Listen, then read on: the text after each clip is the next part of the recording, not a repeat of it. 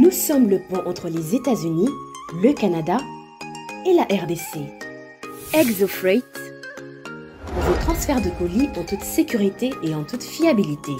Notre particularité est que pour vos différentes commandes des véhicules neufs ou usagés et autres colis, nous effectuons l'achat à partir des États-Unis, du Canada et nous livrons en un temps record en République démocratique du Congo.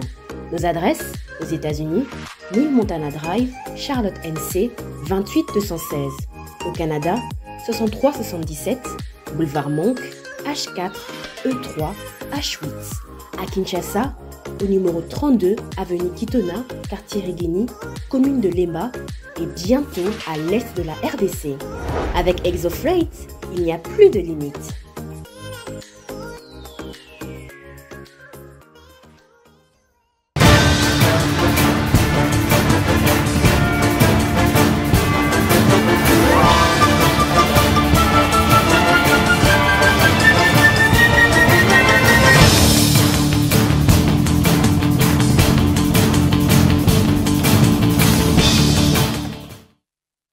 Nord Kivu, 16 ADF, dont 2 commandants neutralisés par la coalition FARDC et UPDF lors des offensives contre leur position au territoire de Béni. Ces offensives ont également permis la libération de 24 otages et la récupération des 10 armes de guerre de tout calibre. Élections RDC, les CID lancent à Kinshasa la campagne Pas d'élection sans un fichier électoral fiable afin d'obliger la CENI a lancé un nouvel audit externe du fichier électoral.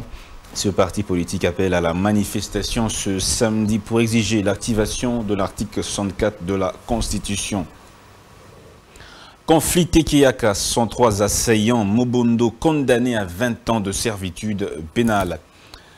Prenant cette réaction, la balle qui a été tirée est bel et bien la partie de l'arme trouvée à côté du corps de Chérubin Okende. Si vous avez tout le film de ce que j'ai dit, je n'ai jamais été affirmatif. J'avais dit, et je le redis aujourd'hui, Monsieur Chérubin Okende avait été tué dans son véhicule, le moteur encore en marche, la climatisation allumée, la ceinture de sécurité en place sur son corps avec une arme à côté de lui.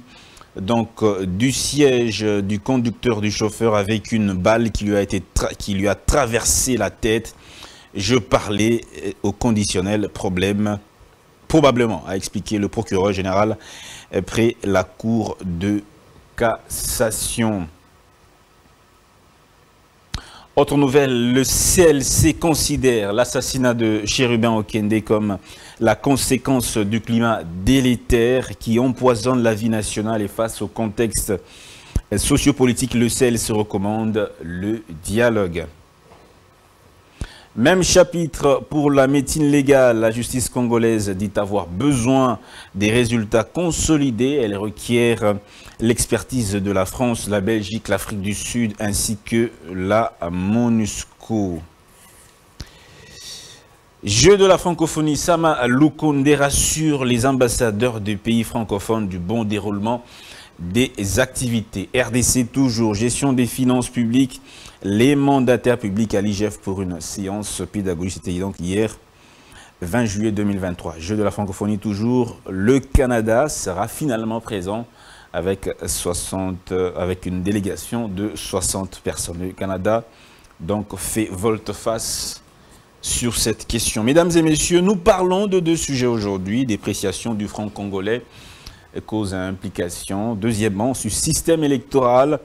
Quel apport économique au développement? Voilà les 2 thématiques que nous allons essayer d'aborder. Aujourd'hui, nous sera beaucoup plus, on le dira comme chaque vendredi, plus ou moins économique. Eh bien, on y est. Bonjour, je suis avec 3 invités sur ce plateau. Eh bien, politique et économique. Monsieur Mathieu Takizala, comme d'habitude, vous êtes avec nous, un partenaire important pour cette émission. Bonjour, Monsieur Mathieu.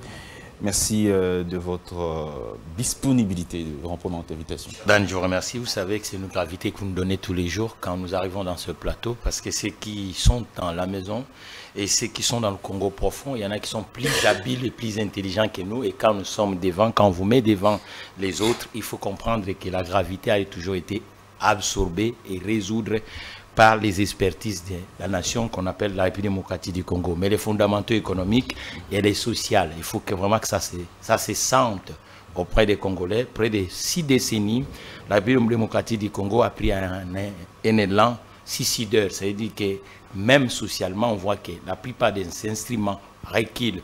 Et le premier signal, c'est par l'homme congolais. Vous savez qu'on n'a pas créé plus d'emplois depuis la cession de l'indépendance jusqu'à aujourd'hui.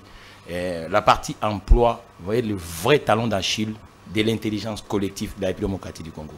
On ne peut pas prétendre chercher à créer de l'emploi dans un territoire où la création d'entreprises recule et que les entreprises sont dans une situation de difficulté, surtout les entreprises de capitaux locaux. Et puis, on ne peut pas chercher des voies et moyens qu'une société comme la nôtre, nous parlons, vous avez parlé de cet événement francophone, vous savez que la première démographie de l'espace francophone, elle est congolaise. Nous sommes un pays de 120 millions d'habitants, ou avec une population 70% qui est jeune, la plus grande démographie francophone. Donc malheureusement, rien qu'avec cet indicateur économique, nous devons être le premier des économies francophones. Donc je crois qu'on doit comprendre, un homme en retard n'a jamais été agité, mais c'est un homme avec une constance, avec une façon de voir des choses. Et là où on a péché, on doit comprendre qu'on a péché, nous devons faire vite parce que la population congolaise, nous devons le mettre dans ce qu'on appelle la valeur sociale, c'est le travail. La valeur sociale, c'est le travail, monsieur. Monsieur Gaston Piana, aussi un partenaire à cette émission, qui nous assiste également. Bonjour monsieur Gaston, merci beaucoup de votre présence dans mon tribune. Bonjour également à vous, cher Dan, c'est à moi de vous remercier. Bonjour également à mes co-débatteurs que nous allons échanger sur les idées aujourd'hui. Je tiens également à saluer le président de la République, chef de l'État, Félix Antoine Tshisekedi Tshilombo, ainsi que notre autorité morale de l'ACP, son Excellence Gentini Ngobilambaka, que nous appelons, que j'appelle affectueusement le capitaine de l'Union Sacrée. Très cher Dan, permettez-moi, permettez-moi sur votre plateau ici, éclairer l'opinion nationale et internationale sur la situation que traverse notre ville. Ça fait quelques jours passés. Sale, hein. Oui, ça fait maintenant quelques jours que vous allez constater que sur la toile, il y a des vidéos qui circulent, très bien montées par le détracteur de l'Union Sacrée et du président de la République, montant des vidéos sur laquelle notre autorité morale avait envoyé un monsieur pour insulter le secrétaire général de l'UDPS, ainsi que le VPM Peter Kazadi, ainsi que M. Gérard Jikoko Moulumba. Ici, je dois dire aux gens, Gentini Ngobilambaka a ses communicateurs. Gaston Piana, je suis le communicateur certifié du gouverneur de la ville. Il m'a toujours dit de ne pas m'attaquer aux autorités de l'Union Sacrée, d'être cohérent et surtout défendre notre pouvoir. Mais Gentini Ngobilambaka, comment est-ce que vous pouvez appeler un monsieur qui a vraiment une faible capacité intellectuelle caractérisée par l'insuffisance crânienne? Ces gens-là sont en train de combattre le président de la République, M. Dan. Mais permettez-moi de vous dire ici que nous, dans la CP, nous sommes en train de soutenir les présidents de la République. Les combats que traverse Gentini Ngobilambaka, c'est pourquoi son apport qu'il apporte au président de la République, parce que son parti, l'Alliance des Congolais progressistes, ACP en cycle, aujourd'hui, l'ACP travaille sur l'étendue. L'église du pasteur Godempo a été scellée. Il y a un communiqué qui a circulé hier sur les réseaux sociaux. Bon, vous êtes un grand journaliste. Si vous avez vu le communiqué, je ne sais pas c'est signé par qui, mais au moins, je n'ai pas encore cette information. Monsieur Godempo, c'est un citoyen congolais qui doit jouir pleinement de ses droits sur l'étendue de la République démocratique du Congo. Son église, je ne sais pas, s'il n'est pas en ordre, bon, on peut sceller son église, mais s'il est en ordre, il va vaguer simplement et puis librement ses activités et je ne pense pas. Et maintenant pour citer, si je dis ceci, il y a un monsieur de Kingaboua qui monte ses coups, comme d'habitude, c'est un ancien mécanicien qui est dans la gestion du pays. Ici nous devons prioriser, cher Dan, les compétences dans notre pays. Aujourd'hui, nous allons trouver les ajusteurs. Un ajusteur qui quitte directement, qui est nommé ministre, qui est nommé bourgmestre, ainsi de suite. Maintenant, arrive à la tête d'une institution de la République, il commence à confondre les choses. Donc ici, nous disons, le gouverneur de la ville n'est pas impliqué, ni de loin, ni de près, dans des sales besognes là. il est concentré pour donner aux Kinois un bilan très positif, pour remplir l'actif du président de la République. C'est-à-dire, nous disons aux Kinois ainsi qu'aux Congolais en général que monsieur le gouverneur de la ville, Gentil Ngobila Mbaka, n'est pas impliqué et ne combat personne. Il est là pour aider le président de la République. N'est pas impliqué, n'est pas là pour combattre personne, mais pour aider le président de la République. Voilà. Monsieur Gentini Ngobila Mbaka, on attend vraiment que la ville soit propre, monsieur Gentini Ngobila. Voilà, c'est tout le boulevard, hein, s'il vous plaît. Toutes les 24 communes, pas le boulevard. Les concitoyens de la ville de Kinshasa, Dan, c'est le 24 communes. Je parle du boulevard d'abord. Non, mais Kinshasa, c'est 24 communes de Kinshasa. Même la réseau que vous allez voir, limité, c'est très bien embelli. Boulevard, n'en parlons pas. Gentil Ngobila Mbaka est en train de construire des routes transcommunales. Nous avons Elengue Sakikuti et consorts. Donc aujourd'hui, M. Dan, Gentil Ngobila Mbaka est le meilleur gouverneur que cette ville, province n'a jamais connu depuis l'indépendance. Mais moi, je n'arrive pas à comprendre. Les gens qui se disent être... On débouche les caniveaux, là, on laisse des déchets sous le boulevard en une semaine. Non, ici, laisse-moi aussi dire que non, nous avons le VD qui ne facilite pas la tâche. Nous avons le VD qui ne facilite pas la tâche parce que tirage des caniveaux... Quand vous voulez voir même travail, sans équipement. C'est le VD. Ils n'ont même pas de tenue de travail. Les jours passés, vous allez voir qu'il y avait même un directeur provincial qui avait été... donc arrêtez, ce n'est pas la ville qui est habilitée de faire l'acquirage des caniveaux. Le VD ne facilite pas la tâche, mais au moins le gouverneur de la ville est impliqué de nettoyer la ville parce que c'est une procédure qui avait déjà été entamée. Nous avons limité très bien embelli. Aujourd'hui, M. Dan, même donc mes amis, quand il y a un ami qui vient de l'Europe, vous êtes avec lui à limiter, vous êtes trop fiers de le présenter. Non, voici réellement Kinshasa la belle. Donc c'est pas ça, M. Ben. Donc M. Dan plutôt. On est fiers de présenter Kinshasa aux ceux qui viennent. Vous êtes le seul à le dire, en tout cas. Pardon? Vous êtes le seul à le dire, en tout cas. Sur ce plateau, je pense que vous êtes le seul. Kinshasa ne reflète pas, en tout cas. Kinshasa. Non. Non, mais moi j'aimerais que. La ville est sale, monsieur. Non, monsieur Dan, moi j'aimerais que quand vous dites Kinshasa est sale, il faut vraiment posséder sur les plans évaluatifs. Et c'est un peu de voir Kinshasa d'hier et d'aujourd'hui. C'est ça. Parce que Gentil Ngobila Mbaka a hérité cette ville sous gouffre. Sous gouffre infernal. Mais aujourd'hui, vous allez constater qu'il a fourni vraiment beaucoup d'efforts. Il a construit des routes transcommunales. Il a nettoyé Kinshasa, l'éclairage public, ainsi de suite. Et la sécurité, y compris. Oui, on se bat pour régler la chose. Merci beaucoup. Monsieur Mike Kibaka, vous êtes cadre de Nouvel Élan. Voilà, partie de M. Mozito. C'est la première fois que vous venez ici. Merci d'avoir accepté de répondre à notre invitation. Merci, M. Dan.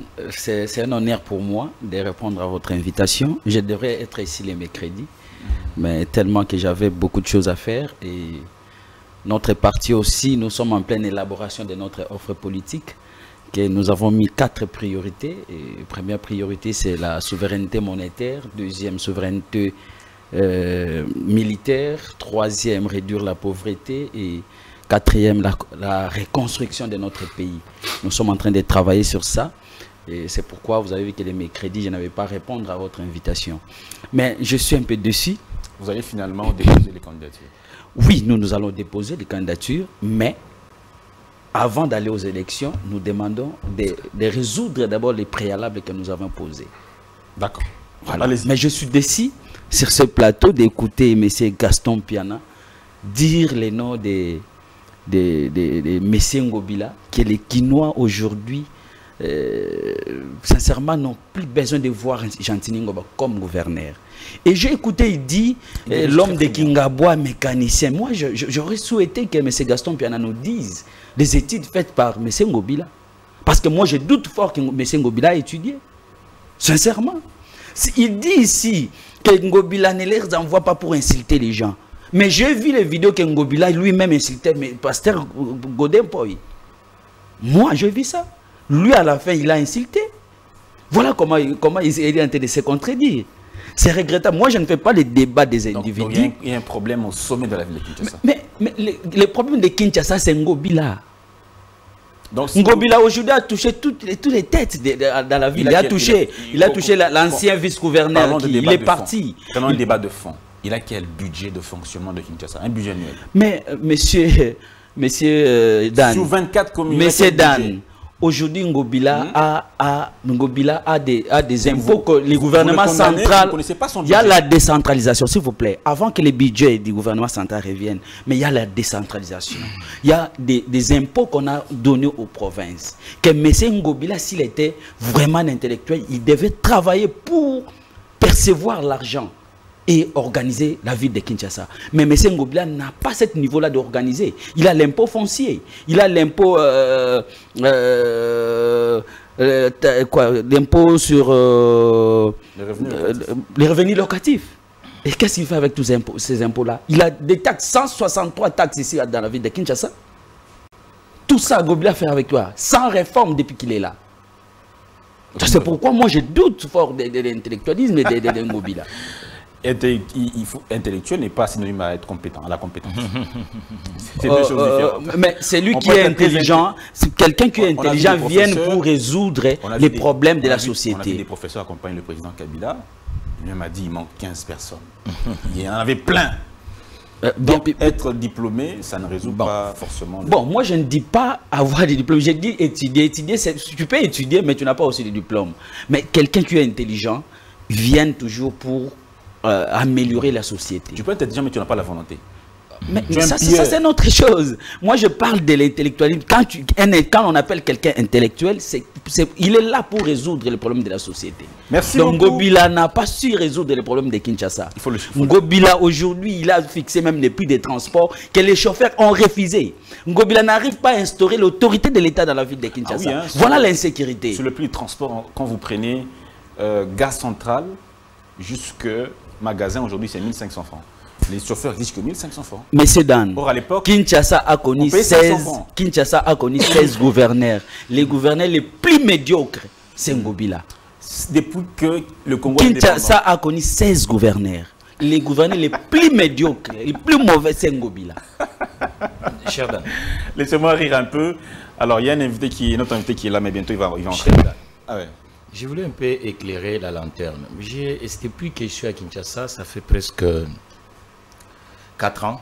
Mon entreprise, 7 ans, au service de la démocratie du Congo.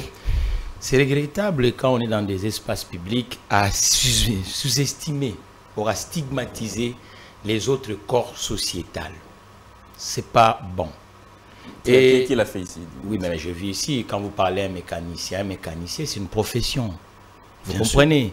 Nulle part. Moi, je suis à la tête. Vous savez que je suis à la tête des ingénieurs mécaniciens. S'il vous plaît, mais je suis un ingénieur économiste. Je suis à la tête d'une société où tout le monde roule en véhicule. En démocratie du Congo, on a fait 70 ans, ou bientôt 70 ans. Nous n'avons pas une société congolaise capable de vendre le véhicule et d'accompagner. Vous voyez quelle dérive ça fait. La loi de la démocratie du Congo dit la législation, il dit quoi? Dit le volant doit circuler à la démocratie du Congo, doit être type française. Aujourd'hui, vous voyez ce que nous faisons dans des routes congolaises. Oui, à gauche, c'est type française. Mais là, ce qui devient majoritaire, ce sont droites. Et écoutez, la société est composée, s'il vous plaît, les ouvriers, nous avons besoin d'ouvriers, nous avons besoin de tous les corps socio-professionnels de la République démocratique du Congo. Il n'y a pas une société qui se compose uniquement avec nous. Je suis universitaire, mais tout le monde ne peut pas être universitaire. Vous comprenez? Et le nombre des ouvriers dans tout le pays, même aux États-Unis, ont toujours été supérieurs à ce qu'on appelle l'emploi cadre. Et ce n'est pas logique. Si vous êtes dans les espaces publics, nous devons faire attention. Et en tant que représentant d'un secteur que mon compatriote, je le demanderai humblement s'ils ont des guéguettes politiques et qui retirent. Parce que parmi les électeurs qu'ils cherchent, ils sont en train de chercher, il y a aussi des mécaniciens. Je vous donnerai celui qui a honoré ses professions. Aujourd'hui, nous avons un problème de transport public à la démocratie du Congo. Un mécanicien de la ville de Kinshasa qui s'appelait MB. Il y a même beaucoup d'universitaires qui ne l'égalera jamais. Ce monsieur réparé à Matete. Et après, il a créé une société de transport qu'on a appelée Fula Fula, à montant. Regarde des hommes génies comme ça. Ça veut dire que la plupart des industriels qui fabriquent les véhicules, beaucoup ont commencé mécaniciens, ont employé des industriels. Et ça, ont employé les ingénieurs, les économistes, ainsi de suite. Je pense que c'est dont on a besoin aujourd'hui au En Congo, tout cas, on a c'est la besoin création d'une d'emplois. population Ouais. active dans tous les secteurs de la vie nationale. Si l'argumentaire politique pour combattre la diversité politique, ça doit être fondé, mais pas dans des corps professionnels. Aujourd'hui, les Parce gens que sont moi, je suis actifs. propriétaire des garages à la République démocratique du Congo. Je connais quelle est l'importance de ce qu'on appelle garage. Garage, c'est une Fallait société. qu'ils disent aussi la profession d'Engobila. CFAO, c'est un garage. Vous comprenez? CFAO, c'est une société dans la maintenance de la mécanique. Donc, ça veut dire que si un Congolais est propriétaire d'un garage, ça ne le réduit pas un petit métier. Ça, il faut qu'on éclaire ce pas un genre de sous-homme. choses. C'est C'est pas un sous-homme. Merci beaucoup. Monsieur Dan, s'il Un vous plaît, je voulais mécanicien. glisser quelque chose Mais aussi. je dois me balayer parce que, Monsieur Gaston dit parce que il y a le des bilan forêts, le bilan de Gentini Ngobila est positif Mais c'est pas par la parole, c'est rapport moi qui par rapport parce que Monsieur, lui on va mettait d'accord. C'est moi qui ai la seulement parole. et aménagé. S'il vous plaît. Mais Mais il y a c'est 24 monsieur. communes. S'il vous plaît, s'il vous plaît. C'est moi qui ai la parole. Messieurs, La dames. parole me revient, oui. C'est moi Je le- dois balayer parce c'est qu'il moi. a désorienté l'opinion aussi. Du Il calme, a du calme. déformé Du- totalement mes propos. Du calme. Alors, ici, c'est moi qui conduis le C'est un débat. débat économique, ça doit avoir l'auteur. Donc, ne m'amenez pas dans les querelles politiciennes, hein, parce que de toutes les façons, les politiques tels que vous êtes là, vous bouffez l'argent seul, vous ne pensez même pas aux journalistes. Donc, on va même pas. Je vois pourquoi je vais traîner là-dessus. Hein? Vous bouffez seul, vous êtes aux institutions seuls, nous sommes ici. ne pas laisser notre population dans l'ignorance. Parce Non, que 30 secondes, 30 secondes, on doit lancer oui, le premier sujet rapidement. moi, je n'ai pas des problèmes avec les mécaniciens. Je roule avec une voiture, j'ai besoin de mécaniciens. Mais j'étais avec Takiza là, au couloir là-bas, il a dit il faut aussi mettre les gens qu'il faut dans des postes de responsabilité. Ici, je parle d'un monsieur qui a des insuffisances crâniennes, qui n'a pas de capacité intellectuelle. La mécanique bricolée, ce n'est pas un ingénieur. Ce n'est pas un ingénieur, c'est un ajusteur qui quitte son atelier pour le bureau. Vous voyez, moi, je n'ai pas condamné non faire la mécanique. Quelle est la profession de Gentini Ngobila avant de devenir gouverneur? Ici, je corrige Mike. Mike, je sais comment est-ce que vous fonctionnez. Vous étiez appelé à Kingabois pour chercher comment saper les actions du président de la République. Mais laissez-moi vous dire ici, Gentini Ngobila Mbaka a un bilan très élogieux. Gentini Ngobila Mbaka a un bilan positif que nous allons présenter, nous, ces communicateurs d'ici là. Mais c'est là, je vous dis, depuis l'indépendance, aucun gouverneur n'a construit 5 km de route ici. Les bilans, c'est pas à vous de présenter, c'est au peuple de voir. Mais ça, c'est quel débat? J'ai l'habitude de venir dans cette émission, c'est pas d'ascolter, sinon je voulais, je sais pas. Vous comprenez? S'il vous plaît. Il faut la technocratie. S'il vous plaît, DG. S'il vous plaît. Merci, je crois que vous avez vidé votre... On va lancer rapidement notre premier sujet du jour. Je salue d'abord M. Désiré, qui nous vient fraîchement de Kisangani. Bonjour M. Désiré, comment allez-vous? Ouais, bonjour Dan, merci. Et mes salutations à tous les collébateurs de cet après-midi, ce midi, et à tous les téléspectateurs qui vont devoir nous suivre.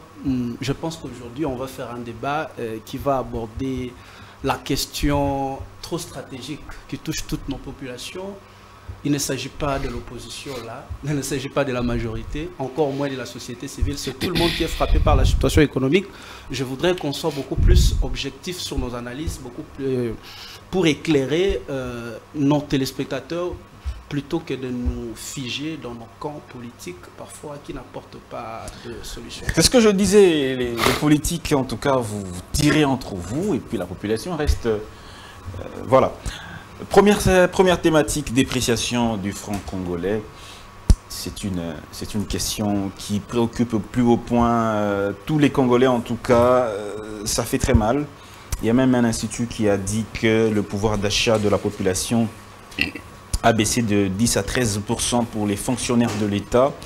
Une personne qui touchait par exemple 200 000 francs, à l'époque ça équivalait plus ou moins à 100 $, mais aujourd'hui c'est plus ou moins, on dirait 80 $ ou quelque chose comme ça. Voilà, autour de cela. Ok, pourquoi cela? Qu'est-ce qui est à la base de cette dépréciation qu'on constate depuis 4-3 mois? Alors je donne la parole au professionnel du secteur, monsieur, bon, il est économiste. Il y a un autre économiste ici, à part M. Mathieu? Moi, je fais la fiscalité. La fiscalité. Donc, vous êtes un plus ou moins outillé.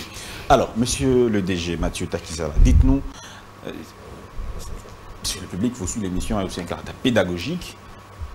C'est quoi les causes? Je demande même des excuses au public qui sont habitués tous les vendredis à un débat qui est technique pour résoudre le problème. En tout cas, ce n'est pas dans ces emails-là qu'on peut commencer l'émission. Et ce n'est pas dans mon éducation.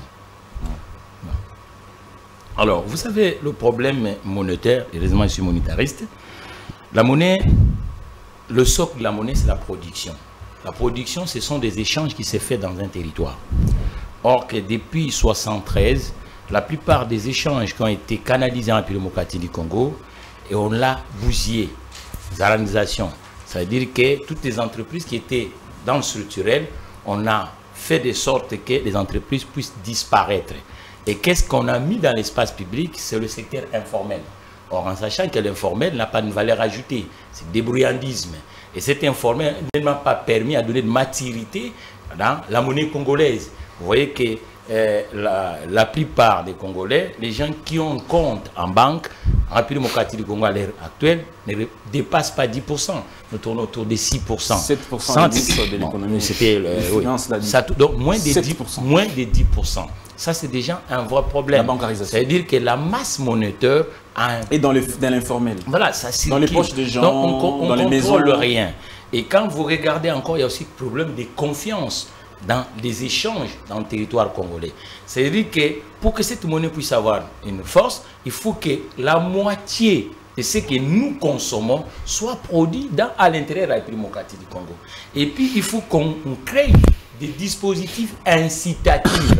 Nous avons par exemple dans la charpente des sociétés financières ou le banque, un peu démocratique du Congo, vous allez voir mes confrères qui m'ont précédé, Kimbelo, Dokolo, Gunza Bonanza, ainsi de suite, ses frères, le vieux Mokia, le vieux Mbemba Saolona, avaient des institutions financières avec un marché. Ça veut dire que 3/4 des changes qui se faisaient, ça se faisait autour des entreprises, par ces enveloppes. Vous avez par exemple l'Union des banques congolaises de l'époque qui a permis ces industriels de l'époque, la démocratie du Congo, de nous résoudre le problème monétaire de la démocratie du Congo. Et 3/4 des Congolais travaillaient. Mais nous, maintenant, la génération de Mathieu Takizala, nous butons en quoi? Nous butons d'un côté, le président de la République vient de le faire il n'y a pas longtemps, nous avons ce qu'on appelle une concurrence déloyale. C'est-à-dire qu'une grande partie d'échange est dans l'informel. Monsieur Dan, je ne pense pas que votre maison, vous le louez à une entreprise de location de maison. Votre maison... Vous parlez de la concurrence déloyale. Oui, la concurrence déloyale qui vient avec, d'un côté, des entreprises qui sont dans la présomption, c'est vrai que dominance et dans le monopole.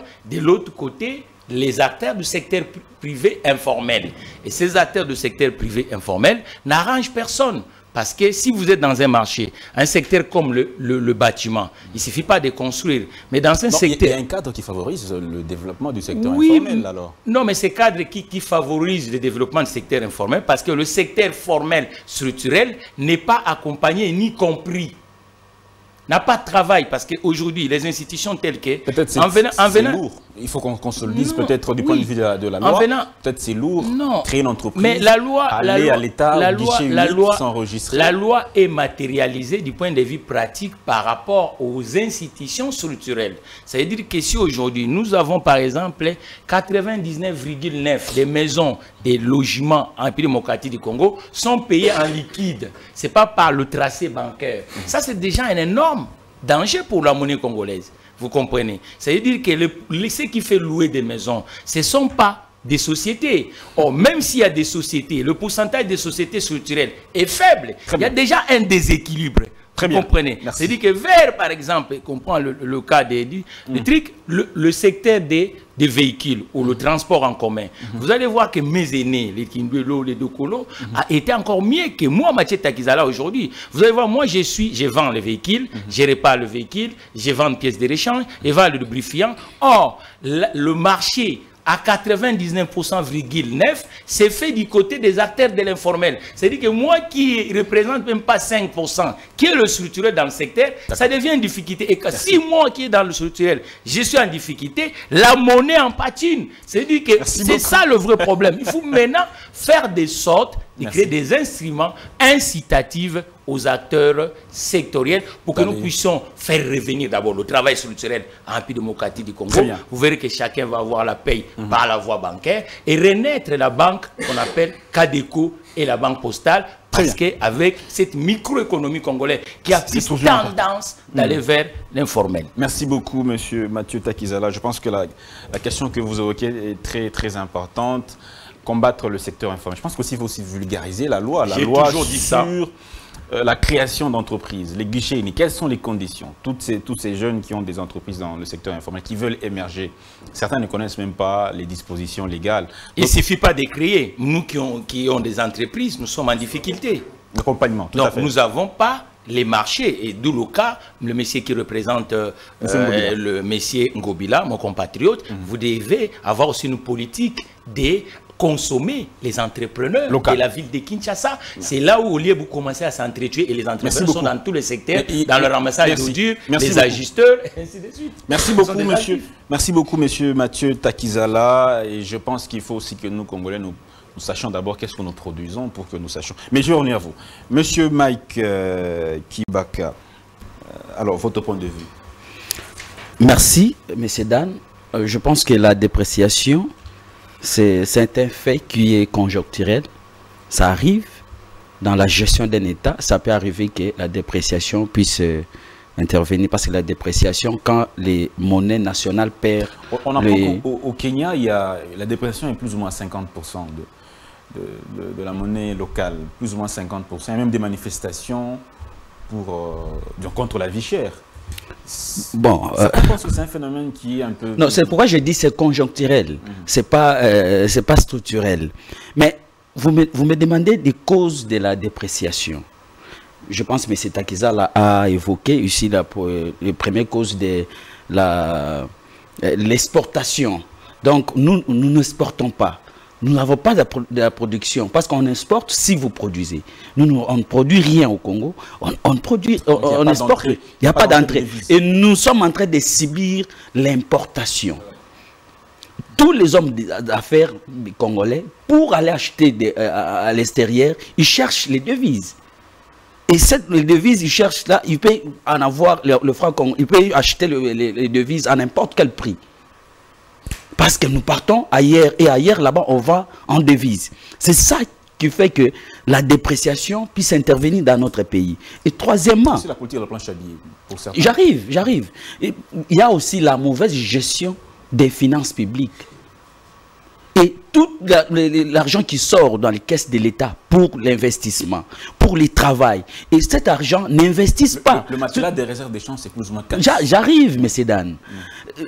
L'argent qui sort dans la caisse de l'État n'investisse pas, il ne fait pas le travail. Cet argent est investi ailleurs. Cet argent est dans les poches des politiciens. Donc, vous voyez que sur le marché, il n'y a plus de devises, mais il y a des politiciens qui ont des millions dans leur maison. Des millions de dollars. Des millions de dollars. Chez eux à la maison. Oui, mais bien sûr. Quand vous prenez 400 millions de projets de 100 jours, ça se trouve où? Quand vous prenez 42 millions pour construire l'université de Mujima, ici, de Chile-Gelou, ça se trouve où? Donc, toute cette mauvaise gestion provoque aussi la dépréciation. Et il y a aussi ce qu'on appelle l'autorité de l'État. L'État n'arrive pas à imposer son autorité vis-à-vis d'autres domaines. Ici, on a parlé des transports. Chaque chauffeur fixe les transports selon sa manière. Et les cambistes qui est ici en ville même... L'absence de l'autorité de l'État. Et aussi, ce que vous avez dit, si l'État recourt aux planches à billets, parce qu'il peut avoir qu'il n'a pas l'argent pour payer les fonctionnaires, il fait recours aux planches à billets. C'est ça aussi parce qui cause quoi, la dépréciation. Vous allez voir que le franc congolais sera sur le marché et on n'a pas les devises. Ça crée aussi la dépréciation monétaire. Et la spéculation, si vous regardez la semaine passée, le week-end, on a spéculé, non, dollar equity, la spéculation. Ça motive aussi quoi, la dépréciation. Mais dans des gouvernements sérieux, ont toujours ce qu'on appelle les réserves d'échange. Mais si, on en a aussi. Si, mais pourquoi on n'arrive pas à pallier cette situation? On est en train de les réserves d'échange, là, si on constate qu'il y a dépréciation, il y a des devises qui ne se... il y a les francs congolais qui ont perdu leur valeur, et on prend ce qu'on appelle réserve d'échange, on met sur le marché. C'est ça, on parlait de situations comme ça. Mais chez nous, Le gouvernement nous avait dit qu'ils ont 4 milliards de réserves d'échange, mais jusqu'à aujourd'hui, le gouvernement n'arrive pas à pallier cette situation. Donc moi, je constate que le gouvernement avait menti la population. On n'a pas cette... Mais bien sûr, depuis qu'on a commencé, et le ministre Boussa des commerces extérieurs, moi je pense que les DG là, tous des amis qui font les commerces internationaux là, et si vous partez à Dubaï, vous achetez, vous venez avec 5-10 factures différentes dans un conteneur, sachez que vous allez payer des pénalités. Et on les paye toujours en dollars. Et si même les impôts ici au Congo, on les paye toujours en dollars. La location même n'en parle pas. Donc l'État doit intervenir pour lui-même d'abord d'État, de commencer à prendre ces taxes en francs congolais. Merci. Et là, on peut voir comment résoudre cette situation. Merci beaucoup, monsieur Mike Kibaka, pour votre point de vue. Voilà, monsieur Gaston. Monsieur Gaston de l'ACP, de monsieur Ngobila. Alors, votre point de vue. Merci beaucoup, monsieur Dan. J'ai aimé l'intervention de monsieur Mathieu Takizala parce que, vous savez, il ne faut pas tout politiser dans le pays. Mais vous allez voir que monsieur Mike a tout joué pour dire que non, c'est le gouvernement, c'est l'État, il y a l'absence de l'autorité de l'État, ainsi de suite. Non. La situation économique de notre pays n'est pas bonne, oui. Mais il y a aussi les causes qui ne sont pas créées qu'aujourd'hui, ce sont les causes qu'on avait trouvées. Mais étant que l'État est habilité de régler toutes les situations et surtout trouver des solutions idoines pour sa population. Ici, nous avons le problème comme cause de notre économie. Notre économie demeure extravertie jusqu'à aujourd'hui. Nous importons peu et nous exportons plus. À qui la faute? Non, mais c'est à l'État, c'est ça que je suis en train de dire. Nous avons été un pays dans cette situation. Et maintenant, je suis devant un économiste avéré qui est Takizala. Il va nous dire, ce n'est pas dans 4 ans qu'on pouvait régler cette situation. Mais au moins, le président de la République s'est impliqué dans cette logique. En 4 ans, on ne peut rien faire. Non, mais au moins, il a aussi beaucoup fait. Mais on ne peut pas résoudre la totalité de la situation. Jusque-là? Mais aujourd'hui, les chefs de l'État, prenons l'exemple sur l'entrepreneuriat que M. Mathieu venait de dire ici, parce qu'il a dit, ici dans la ville province de Kinshasa, nous avons le secteur, l'environnement, ainsi de suite. La ville pouvait peut-être recruter nos sociétés ici, des Congolais, oui, c'est une logique. Mais ici, j'informe à mon ami que les ONG qui s'occupent de l'environnement de la ville province de Kinshasa, ce sont nos Congolais, nos compatriotes congolais. Au lieu de recourir à l'expertise extérieure, mais comme nous avons les Congolais qui sont des entreprises ici, la ville a signé des accords avec eux et c'est comme ça que nous travaillons. Et maintenant, quand Mike dit qu'il y a l'absence de l'État, non, ce n'est pas ça. Mais gestion. Nous avons aussi une monnaie qui est consommée seulement ici chez nous, en République démocratique du Congo. Quand vous traversez ici, au Congo-Brazzaville, donc les francs congolais n'ont plus de valeur. Mais au moins un Brazzaville, quand tu veux avec les francs CFA ici, c'est consommable. Les francs CFA par rapport aux francs congolais, ça n'a pas la même valeur. Mais c'est ça que je dis. Les francs CFA, vous pouvez traverser avec ça ici. C'est consommable ici chez nous. Oui. Mais ouais, au Congo-Brazza, avec les francs congolais, si vous traversez avec 100 000 francs congolais au Congo-Brazza, vous savez que vous n'allez absolument rien faire. Il faut arriver ici, au beach, faites l'échange comme ça, vous traversez. Et c'est une situation, M. Dan, qu'on ne pouvait pas régler dans 3 ans ou 4 ans. Même 5 ans. Mais le président de la République s'est déjà engagé dans cette logique. Il est tenté de régulariser avec la respecter la situation que M. Mathieu venait de dire. Ici, aujourd'hui, nous avons hérité ce pays, l'économie occupée quasi totalement avec des Libanais, des Indiens. Nous avons des Kansebou, ainsi de suite, ils venaient ici. Mais ils sont où? C'est parce que les régimes, la Kabylie avec les Moujito. Le problème avec vous, c'est que vous ne voyez pas les réformes sectorielles. Parce que vous parlez des réformes du chef de l'État. Or, vous avez des ministres sectoriels. Effectivement. Vous avez les ministres de l'économie, vous avez les ministres de l'agriculture, vous avez un budget pour chaque secteur. Effectivement. Est-ce qu'aujourd'hui, vous pouvez nous dire, dans les secteurs de production, on dira même de l'agriculture, qu'est-ce qu'on a fait, quelle production on a faite, quelles sont les actions posées par le gouvernement pour inciter à la production? Bon, dans notre pays, jusqu'au preuve de contraire, nous avons une faible capacité de la production. Mais ça, le maïs, c'est 3 à 6 mois le maïs, vous produisez le maïs. Mais il y a peu longtemps mais le maïs, il y a des maïs qu'on a déjà fait. Mais moi, la procédure est en cours, on est en train de travailler. Donc là-dessus, monsieur Dam, mais ce sont des choses qu'on ne peut pas faire dans 2 mois ou 3 mois. Le VPM Vital Caméré est déjà comme celui qui s'occupe maintenant de l'économie. Il travaille avec Ongle pour voir comment essayer de stabiliser notre situation. Mais le ministre aussi des Finances doit aussi jouer aussi un rôle très important là-dessus. Parce que, vous voyez comme la semaine passée, comme Mike venait de dire, la situation ne se stabilise pas par un discours. Vous dites non, la monnaie aujourd'hui, les dollars vont être échangés à 2000. Non, il faut régler les vrais problèmes, toucher aux causes pour voir comment avoir des solutions idoines aux problèmes. Merci beaucoup. Monsieur Désiré, rapidement aussi, 5 minutes. Ouais, merci beaucoup, Dan. Moi, je pense que c'est vrai, Takizal l'a dit, l'extraversion de notre économie est une cause, mais au-delà de l'extraversion, il faut noter la question de la réglementation. Parce que lorsque nous produisons avec d'abord l'objectif de nous prendre en charge, d'abord de consommer, même le producteur le plus élémentaire, lorsque nous faisons des champs au village, c'est d'abord pour vous prendre en charge vous-même avec votre famille, avant d'entrevoir la possibilité de vendre et de faire entrer de revenus. Et donc, dans cette situation de fait, dire que la RDC ne produit pas, c'est trop fort du café, parce que nous produisons dans les secteurs miniers. Mais ce qu'il faut noter, c'est que cette production n'est pas de nature à couvrir l'essentiel des dépenses de la République démocratique du Congo.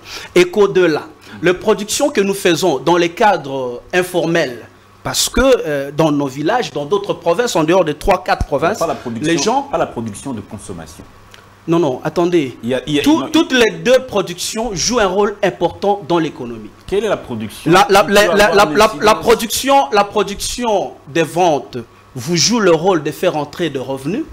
Et la production de consommation vous joue le rôle de vous prendre en charge.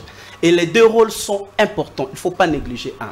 Alors, lorsque Attendez. La production d'exportation joue un double rôle. D'abord, il y a une autosuffisance alimentaire au niveau local. C'est les surplus qu'on exporte. Mais c'est ce que j'ai dit. C'est ça. Mais ce que je dis. La production d'exportation est plus importante que la production locale. Mais je vous ai dit. Non. Il n'y a pas une production plus importante. Notez cet aspect. Personne ne va s'évertuer à vendre s'il ne s'est pas encore prise en charge au niveau de sa propre famille. Les deux types de production sont importantes. Dire qu'il y a une production qui vaut plus qu'une autre est une erreur. Et la production d'abord locale, dans le sens informel, vous permet de vous prendre en charge. C'est parce que cette production ne remplit pas l'ensemble de la population congolaise que nous recourons à l'extérieur pour exporter les produits que nous devons consommer. Donc il ne faut pas négliger cet aspect des choses. Mais nous, au niveau de notre formation politique, nous en avons discuté. Et nous pensons que le schéma qui a été repris par le gouvernement dernièrement, dans le cadre de la dédollarisation de la fiscalité, c'est une mesure qui a été annoncée par le gouvernement, mais cette mesure pouvait couvrir la situation, je l'ai même dit au cours d'une tribune, à moins de 25%. Pourquoi? Parce que on n'a pas assez d'entreprises, comme Takizal l'a dit, parce que ce sont des entreprises qui sont des contribuables de l'État, qui les font en dollars, et même s'ils doivent le faire aujourd'hui en francs congolais, même de particuliers, cette somme ne doit représenter que moins de 25%. La question qu'il faut maintenant prendre au sérieux, c'est la question de la dédollarisation progressive de l'économie congolaise. Nous sommes partis de la situation, et c'est ce que je suis en train d'expliquer. Nous sommes partis de la situation de la dédollarisation de l'assiette fiscale. C'est-à-dire, mon ami l'a dit, que les taxes de l'État se payent, mais il n'y a pas longtemps que 4 jours, la décision a été prise que cette fiscalité puisse être gérée avec la monnaie nationale. C'est une mesure qui doit être saluée, même si elle ne remplit pas l'ensemble de la situation. Parce que, avec l'aspect de la production, on peut couvrir plus de 70% de la situation, mais avec l'aspect de la réglementation, on peut équilibrer. Alors, qu'est-ce qu'on dit au niveau de la réglementation? Là, je ne suis pas d'accord avec vous. C'est mon point de vue, vous l'avez dit au départ. Est-ce que vous allez me laisser étendre mon point de vue? Je ne transmets pas votre point de vue. J'ai fait étendre mon point de vue. Je voulais vous contredire là-bas, mais évoluer. Mon point de vue, parce que vous n'allez pas m'ajouter les minutes. Nous sommes dans les schémas ici. La dédollarisation ne suppose pas la suppression des monnaies étrangères, mais la réduction de leur influence sur les circuits des dépenses nationales. Et quelles sont les dépenses nationales courantes que nous faisons? Mon ami l'a dit, dans les secteurs du bâtiment, le loyer. Nous avons plus de 70% du personnel, que ce soit dans le domaine privé, dans le domaine public, qui sont payés en monnaie nationale, mais qui exécutent leurs dépenses de base, c'est-à-dire le loyer, en monnaie étrangère. La conséquence, c'est que chaque fois qu'il y a paye, chaque fin du mois, l'ensemble...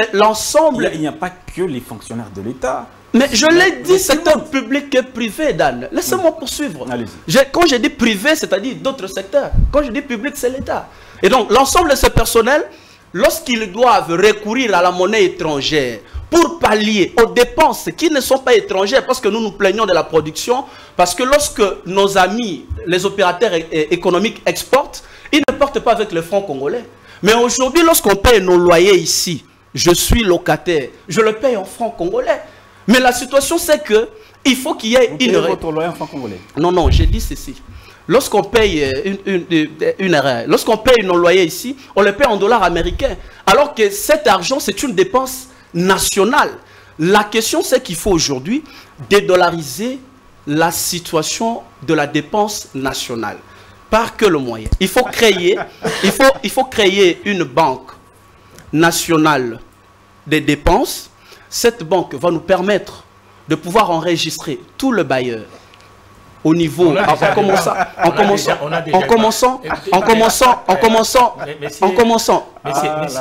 excusez-moi. En commençant, non, je suis ouvert à un débat pourvu qu'il m'ajoute 2 minutes, parce que je suis en train de poursuivre avec mon idée. Je ne vous en veux pas. Concluez, concluez. Voilà, donc c'est ça les schémas. Et la mise en place de cette banque va nous permettre de gérer les secteurs le marché des changes. Moi, je suis pour qu'on supprime le marché des changes parallèle par la création de cette banque qui devra gérer la situation des changes. Parce que le peu de dollars... dépendant de ce secteur, de cette... On peut substituer par la création de cette banque, on pourra substituer l'ensemble du personnel qui devrait perdre le boulot dans ces secteurs. Et évoluer en disant... Évoluer en disant que cette banque peut nous permettre de gérer la situation. Parce que les opérateurs économiques congolais ne faut pas entrer la devise au Congo. C'est l'État qui le fait avec le peu de revenus dans le cadre de la vente de matières premières. Mais non, j'ai dit par expérience, c'est l'ensemble. Lorsqu'on voit des gens qui achètent des véhicules, qui doivent aller acheter des véhicules à Dubaï, il ne va pas avec le franc congolais, il va avec le dollar américain. Mais par quel moyen il trouve ces dollars américains? C'est par le sacrifice d'importantes sommes de monnaie nationale. Il peut arriver qu'il est dans l'urgence et qu'il doit avoir les dollars américains.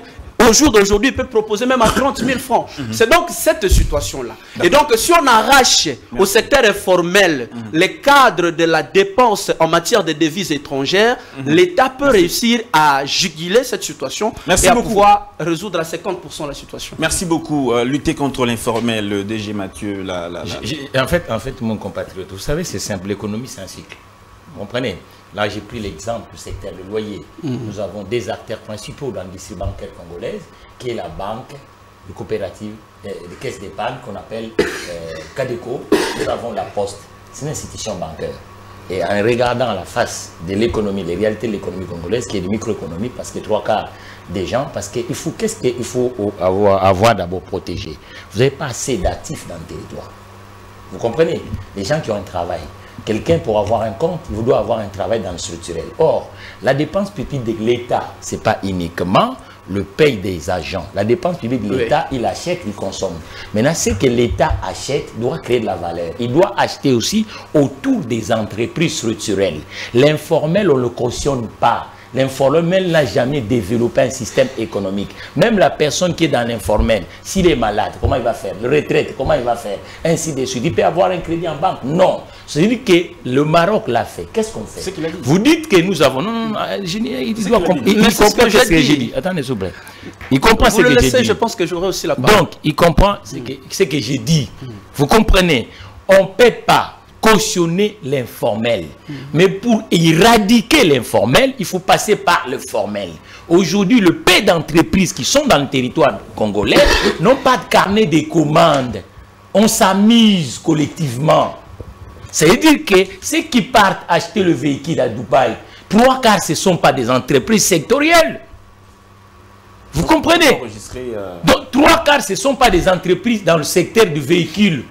Quelqu'un qui vend de chewing-gum, mais comme il est arrivé à Dubaï, il n'est même pas professionnel dans le secteur, il se retrouve parce que vu la douane de la République démocratique du Congo pour joindre le debout, il irait obligé d'acheter un véhicule pour venir avec. Mais maintenant, si on verrouille ça, ça veut dire qu'on dit voilà, tous les véhicules qui seront distribués en République démocratique du Congo doivent passer par des entonnoirs structurels sectoriels. Et vous êtes entreprise de BTP, vous voulez acheter des camions, ce n'est pas à vous d'aller acheter des camions. C'est l'entreprise qui est dans le secteur de vente de camions, c'est à lui de vendre. Là, c'est lisible. C'est-à-dire que cette entreprise peut devenir une valeur ajoutée. Vous voyez ce matin en venant ici, je viens de faire une conférence avec des industriels marocains, turcs, tunisiens, autour, ceux qui sont autour de l'industrie technique, de la mécanique. Ceux qui fabriquent des gens de batterie, ceux qui fabriquent des pneumatiques, et pour être présent en République démocratique du Congo, en passant par l'entreprise congolaise qu'on appelle Spécial Autogarage que je préside. C'est comme ça que le politique, que le Congo peuvent faire. Maintenant, aujourd'hui, il faut faire, on dit quoi? Le gouvernement a combien 5 milliards de balance d'échange. Hein? Vous dites 5 milliards, mais à 5 milliards, qu'est-ce que je proposerais à M. Tshisekedi et au gouvernement, le gouverneur de la Banque centrale? Prenons 2 milliards injectés pour relancer les deux institutions financières, pour réinjecter dans l'économie productive. C'est-à-dire que dans les deux institutions, on appelle la Poste et la Cadeco. Maintenant, on crée des sortes de mesures incitatives aux acteurs du secteur privé en disant, lorsque vous avez un compte, ceux qui ont des combis, ceux qui ainsi de suite, vous allez avoir un petit crédit à taux zéro. Vous allez voir que 3/4 des acteurs de l'informel seront versés dans l'entonnoir de la formalité et ça va permettre que l'argent sera contrôlé. Ça va être dans des circuits bancaires. Là, l'argent n'est pas dans le circuit bancaire. Donc, 90% d'opérations monétaires tournent en dehors des circuits bancaires. Merci. Ça doit passer par la banque. Monsieur le DG de SAG, Monsieur Mathieu Takizala. Alors, la régie va nous indiquer l'heure, les minutes qui nous restent pour savoir comment repartir le temps avec le deuxième sujet que nous avons. Ouf, 25 minutes. Est-ce qu'on sera abordé de façon approfondie la deuxième thématique? Je me pose la question. Bon, je vous donne 3 minutes aussi comme lui. 3 minutes, ça fera 9. On aura plus ou moins 20 minutes pour finir. Alors, Monsieur Gaston Piana, on est au niveau des propositions. Alors, qu'est-ce que vous préconiserez pour que pareilles circonstances ne se reproduisent pas ou ne se perpétuent pas? Bon, je pense que le gouvernement est en train de travailler là-dessus pour trouver des solutions idoines aux Congolais. Je me marie au propos de mon aimable ami et frère par rapport aux propositions qu'il venait de faire sont tellement fondées parce qu'aujourd'hui, même les agents et les fonctionnaires de l'État sont payés en francs congolais, mais eux, ils sont obligés d'effectuer leurs dépenses en dollars. Aujourd'hui, voire même nos écoles aussi, sur place, c'est payé toujours donc en dollars. Alors vous allez voir que quelqu'un qui est payé même 1 million de francs congolais, il perd un pouvoir d'achat. Oui, totalement. Parce que 1 million de francs congolais aujourd'hui, ça ne représente pas même 500 $. C'est pourquoi vous allez constater que la semaine prochaine, il y avait des échauffourées à l'université pédagogique nationale. Là-bas, c'est quoi? Le recteur impose aux étudiants de payer les frais académiques en dollars. Alors, vous allez voir que non, quelqu'un qui pouvait payer peut-être 300 000 francs, maintenant, vous le demandez, non, il faut nous amener 300 $. Donc, il perd et tout ça. Donc, notre économie va toujours continuer de demeurer instable. Donc, il faut essayer de dédollariser surtout notre système économique. Et ça va aussi nous aider que notre monnaie aussi soit aussi beaucoup plus utilisée. Donc nous interpellons les VPM de l'économie de s'impliquer. Là-dessus, c'est certains chevronnés aussi donc à la matière. Et c'est aussi de prendre aussi d'autres expertises aussi à d'autres aussi personnes, surtout Nicolas Kazadjoussi.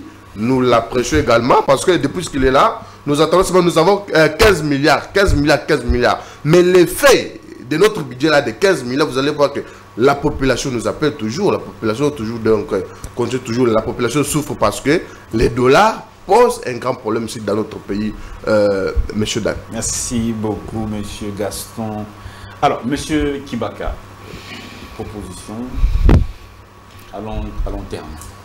Bon, moi je pense que monsieur Gaston m'avait accusé ici que j'ai politisé la thématique, mais enfin lui-même, il est en train de responsabiliser le gouvernement.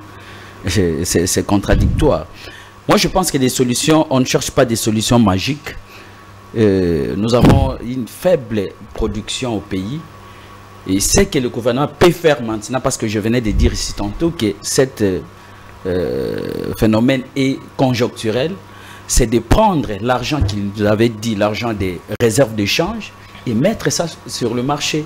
C'est conjoncturel. Oui, mais la dépréciation a été toujours conjoncturelle. Il faut des solutions structurelles. Je vous dis, la dépréciation, c'est toujours conjoncturel.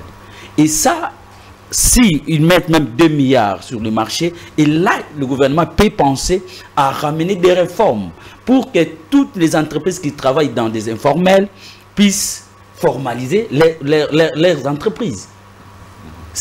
Mais avant de formaliser, il faut que le gouvernement trouve d'abord des solutions dans cette situation que nous sommes en train de passer. C'est très grave.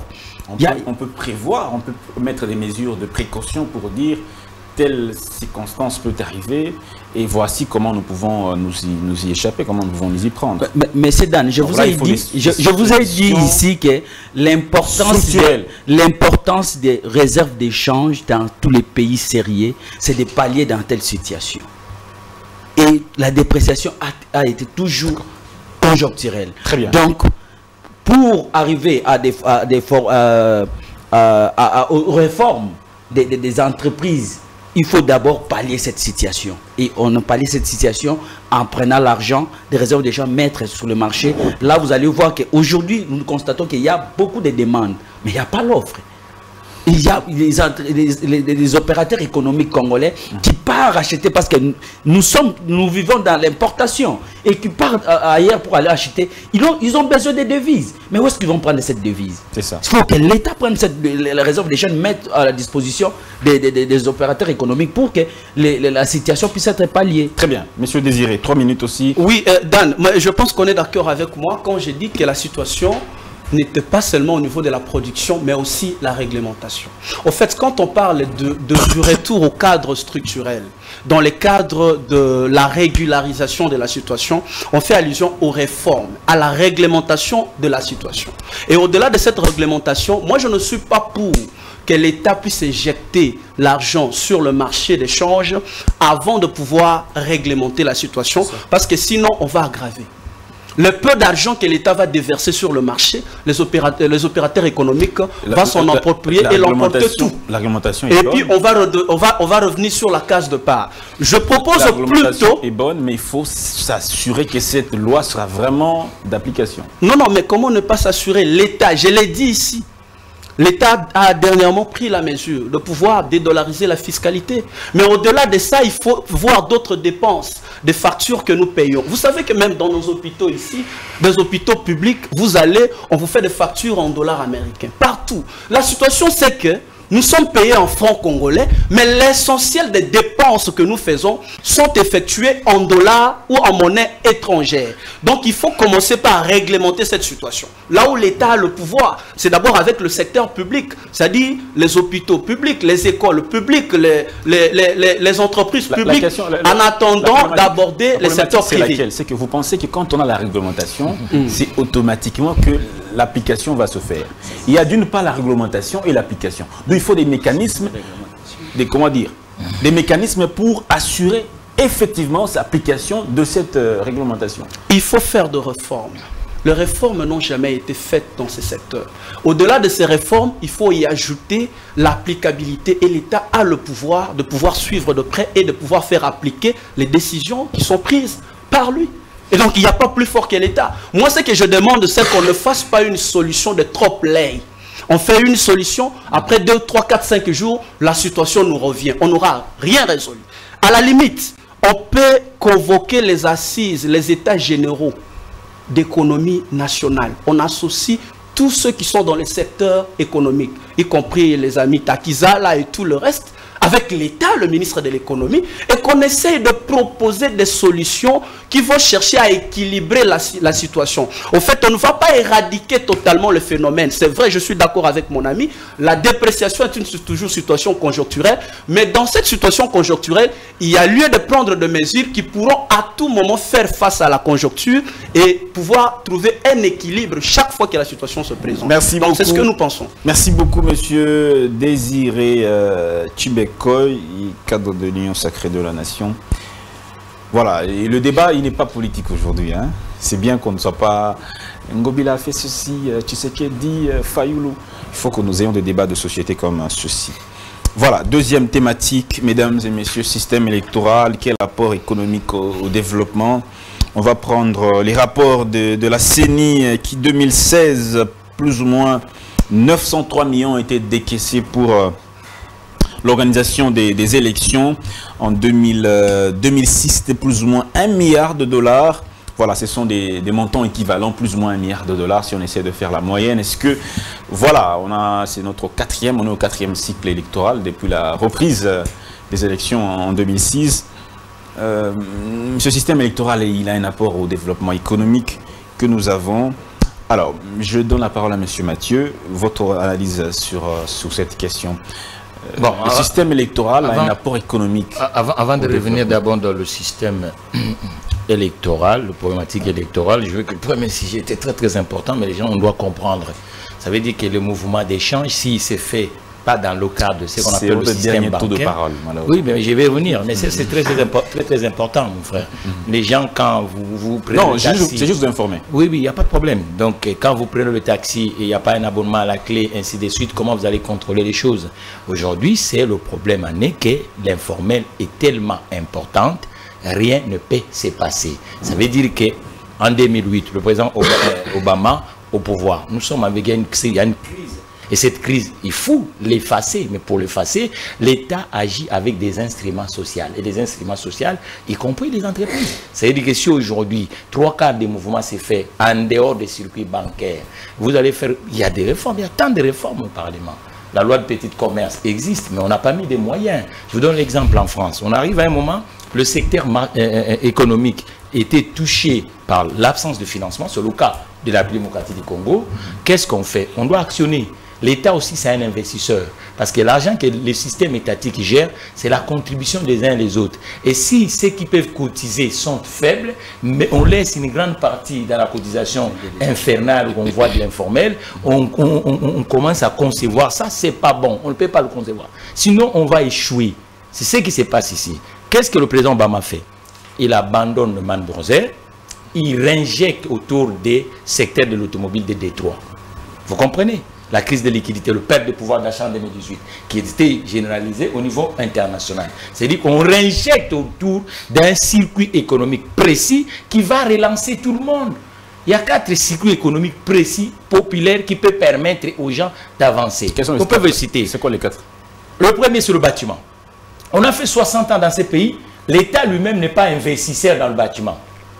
Or, 3/4 des Congolais n'ont pas de pouvoir d'achat même de se louer. Regarde le mètre carré que les Congolais, un petit... Les maisons de... Les maisons, les dernières maisons collectives subventionnées par l'argent de l'État, type ONEM, c'était en quelle année?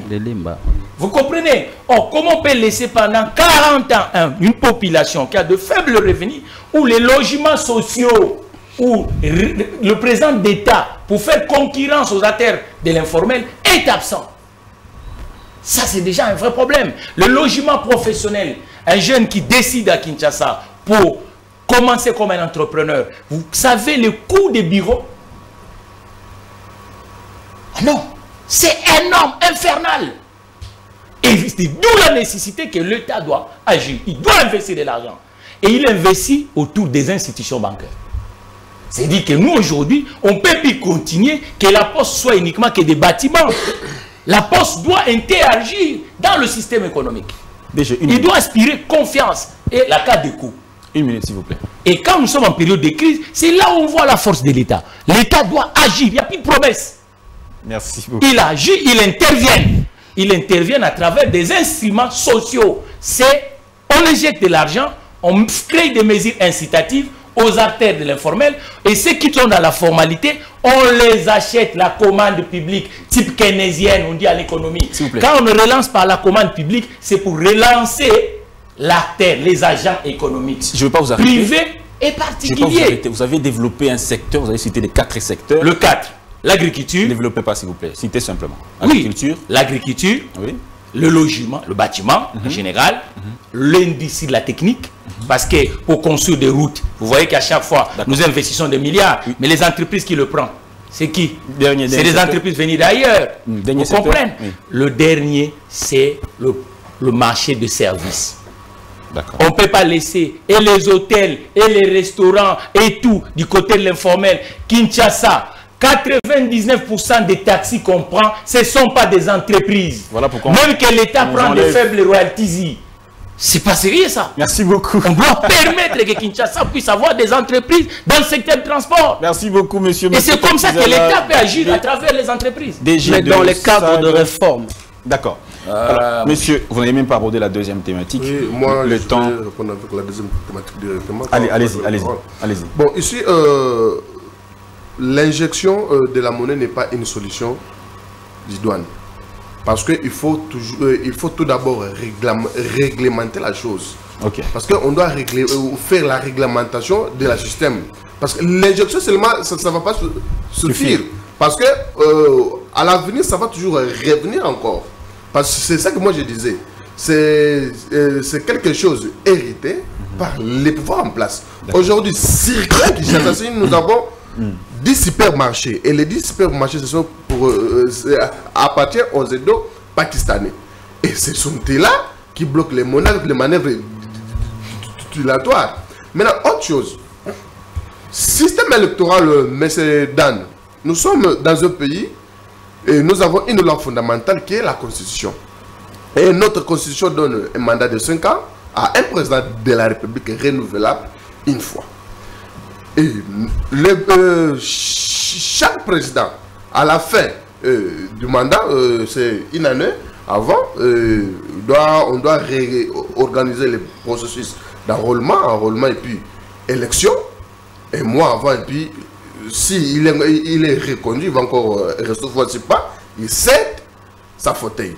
Et aujourd'hui, nous, dans l'Union sacrée, le président de la République a maintenant 4 ans au pouvoir et nous entamons maintenant le dernier, le dernier année de notre mandat. Et le président de la République, grâce à sa bonne volonté, et ce n'est pas d'ailleurs sa bonne volonté seulement, il doit respecter la Constitution pour organiser les élections dans le délai prévu. Maintenant, les élections avec l'impact financier ou l'impact économique.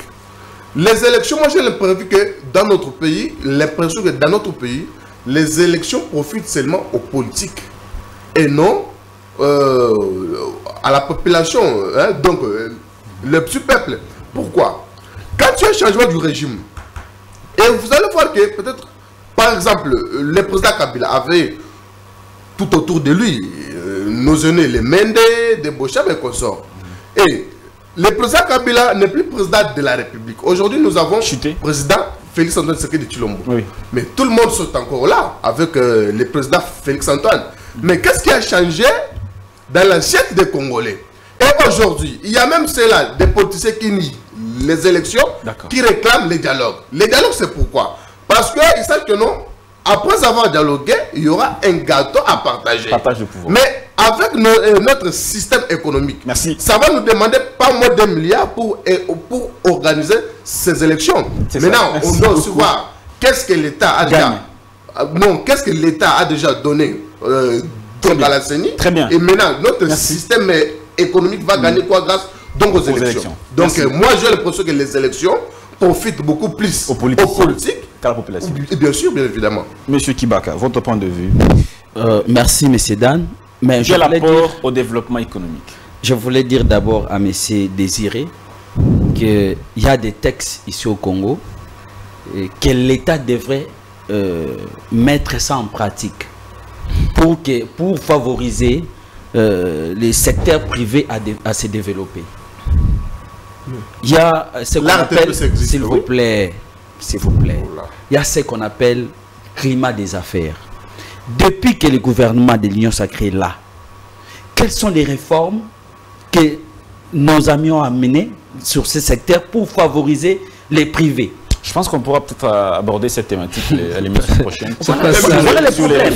Donc, quand il est en train d'insister, s'il vous plaît, tu es loin à mes pensées. Donc, ce que moi je suis en train de réfléchir, c'est pas ça que je suis en train de dire. Tu réformes, maintenant moi je te demande. Donc, je vous dis, le gouvernement a la responsabilité. Ce secteur, le climat des affaires, est piétiné.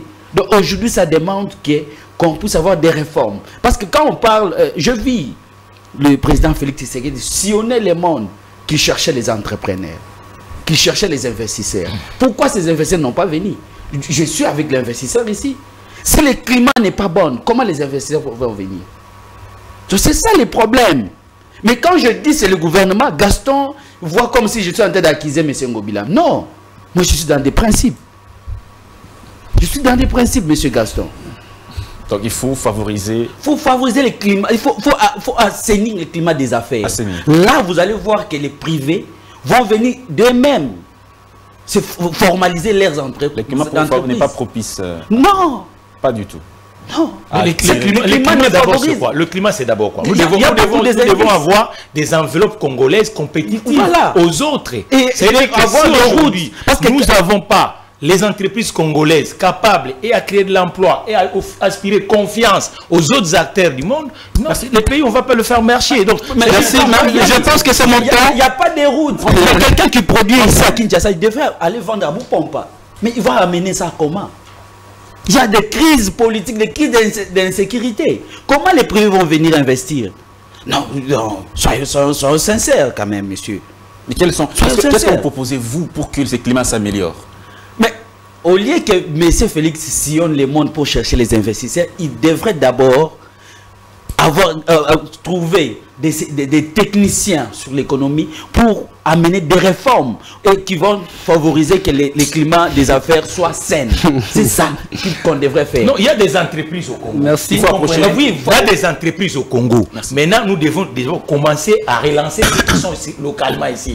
Parce que la plupart des entreprises, il y en a. Si tu vas chez moi, non, ils ne travaillent pas. Moi, je suis chef d'entreprise, messieurs. S'il vous plaît. Je vis à Paris. S'il vous plaît. Écoutez-moi, s'il vous plaît. S'il vous plaît. Messieurs, ça fait 48 mois que je suis à Kinshasa. Monsieur Mathieu, je suis un chef d'entreprise. S'il vous plaît. Aucun contrat, ni financement. Merci beaucoup. Je ne suis pas sur le papier. J'ai des hommes et des femmes qui travaillent avec moi.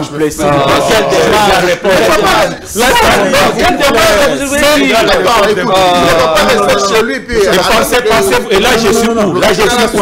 Là, ce qu'on fait, là, c'est quoi? Je reprends la parole. Vous pensez, est-ce que vous pensez, est-ce que vous vivez avec moi? Est-ce que vous vivez avec moi? Vous êtes à l'hôtel de ville. Allez fouiller là-bas. S'il vous plaît, vous dérangez. Vous êtes à l'hôtel de ville. Vous dérangez mon débat. S'il vous plaît, laissez-moi conduire. S'il vous plaît, je vais vous mettre des cartons rouges comme chez nos cours finalement. C'est mon temps. Alors. Je dois finir. Non, vous avez fini votre... Alors, Dan, moi je pense qu'il y a ceci. Là, on s'est déjà accordé avec tous les amis qu'il faut faire des réformes. Quand il parle de l'assainissement, c'est faire des réformes qui vont permettre à ce que ceux qui sont dans les secteurs informels et ceux qui peuvent vouloir venir intervenir en RDC puissent trouver un climat propice dans lequel ils peuvent... Et ceux qui sont déjà à l'intérieur. Ceux qui sont à l'intérieur. Ceux qui sont à l'intérieur. Ceux qui sont à l'intérieur. Comme ça. Donc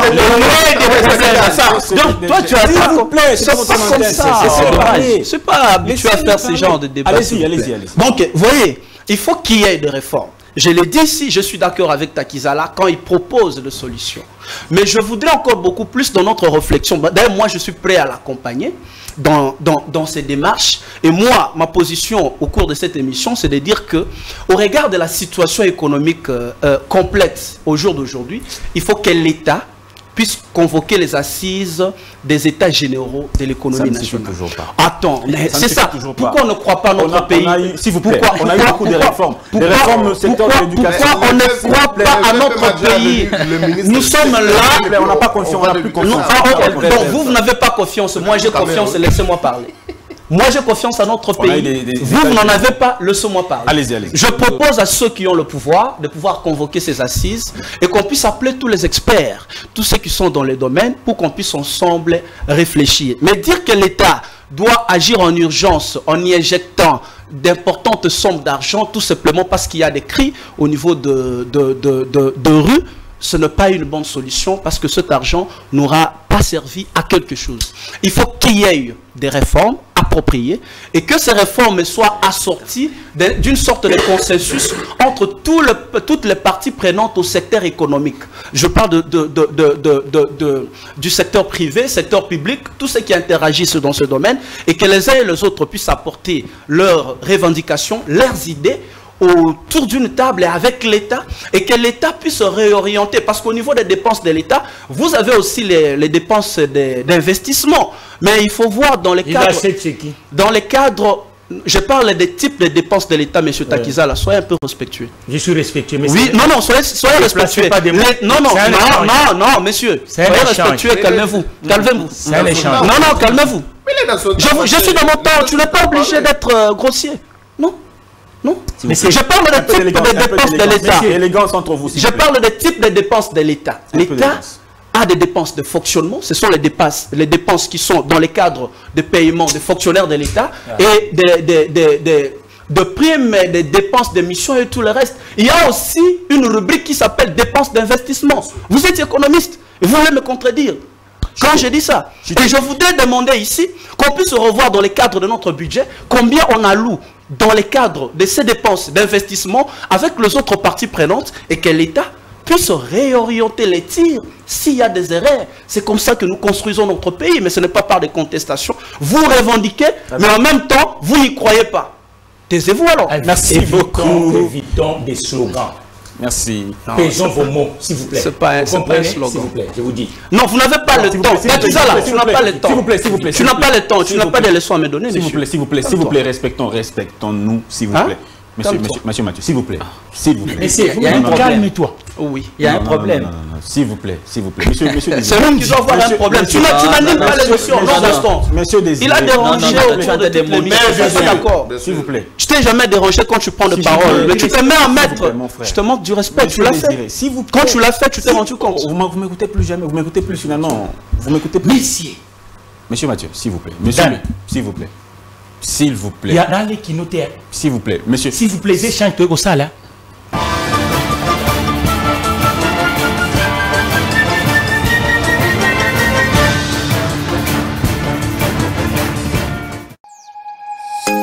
Nous sommes le pont entre les États-Unis, le Canada et la RDC. ExoFreight, pour vos transferts de colis en toute sécurité et en toute fiabilité. Notre particularité est que pour vos différentes commandes des véhicules neufs ou usagés et autres colis, nous effectuons l'achat à partir des États-Unis, du Canada et nous livrons en un temps record en République démocratique du Congo. Nos adresses aux États-Unis, 1000 Montana Drive, Charlotte NC, 28216. Au Canada, 6377, Boulevard Monk, H4, E3, H8. À Kinshasa, au numéro 32, avenue Kitona, quartier Rigini, commune de Lemba et bientôt à l'est de la RDC. Avec ExoFreight, il n'y a plus de limite.